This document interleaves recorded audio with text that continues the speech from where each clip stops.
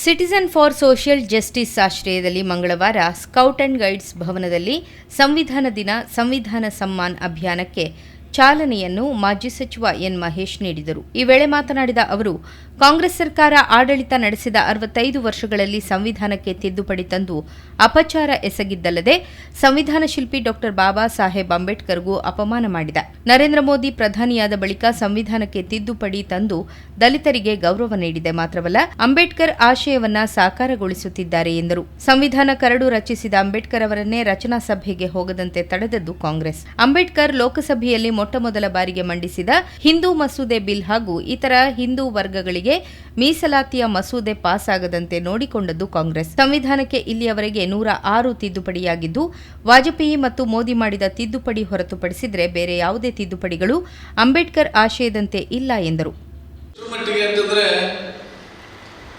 ಕರ್ನಾಟಕ ರಾಜ್ಯದ ಘನ ಸರ್ಕಾರದ ಮುಖ್ಯಮಂತ್ರಿಗಳು ನೇರವಾಗಿ ಒಂದಲ್ಲ ಒಂದು ಸಂದರ್ಭದಲ್ಲಿ ಇದನ್ನ ಮಾತಾಡ್ತಾನೆ ಇರ್ತಾರೆ. ಬಿಜೆಪಿಯವರು ಸಂವಿಧಾನ ವಿರೋಧಿಗಳು, ಇವರು ಅಧಿಕಾರಕ್ಕೆ ಬಂದಿರೋದೇ ಸಂವಿಧಾನವನ್ನು ಬದಲಾಯಿಸಲಿಕ್ಕೆ. ಸನ್ಮಾನ್ಯ ಸಿದ್ದರಾಮಯ್ಯನವ್ರಿಗೆ ಒಬ್ಬ ಲಾಯರ್ ಆಗಿ ಅರ್ಥ ಆಗದಿರೋದೇನೆಂದ್ರೆ ಸಂವಿಧಾನವನ್ನು ಬದಲಾಯಿಸಲಿಕ್ಕೆ ಅದೇನು ಹೈಸ್ಕೂಲ್ ಟೆಕ್ಸ್ಟ್ ಬುಕ್ ಅಂತ. ಜಿಲ್ಲಾ ಸಂಚಾಲಕ ಪ್ರೇಮಾನಂದ ಶೆಟ್ಟಿ ಪ್ರಾಸ್ತಾವಿಕವಾಗಿ ಮಾತನಾಡಿದರು. ಇದೆಲ್ಲವನ್ನ ಈ ಸಮಾಜದ ಮಧ್ಯೆ ತಿಳಿಸಬೇಕು, ಯುವ ಪೀಳಿಗೆಗೆ ಸಂವಿಧಾನದ ಬಗ್ಗೆ ಸ್ಪಷ್ಟತೆಯನ್ನು ನೀಡಬೇಕು, ಅದರಲ್ಲಾದಂತಹ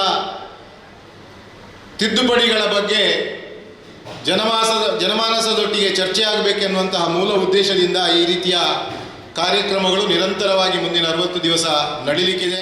ಅಭಿಯಾನದ ರಾಜ್ಯ ಸಹ ಸಂಚಾಲಕ ವಿಕಾಸ್ ಪುತ್ತೂರು, ಕುಲಶೇಖರ ಸುರೇಶ್ ಕುಲಾಲ್, ಶಿವಪ್ಪ ನಂತೂರು, ಅಭಿಯಾನ ಸಮಿತಿ ಸಹ ಸಂಚಾಲಕ ಮುರಳೀಕೃಷ್ಣ ಹಸಂತಡ್ಕ, ಕವಿತಾ ಸನಿಲ್, ವಿನಯ ನೇತ್ರ ದಡ್ಡಲ್ಕಾಡು ಮತ್ತಿತರರು ಉಪಸ್ಥಿತರಿದ್ದರು.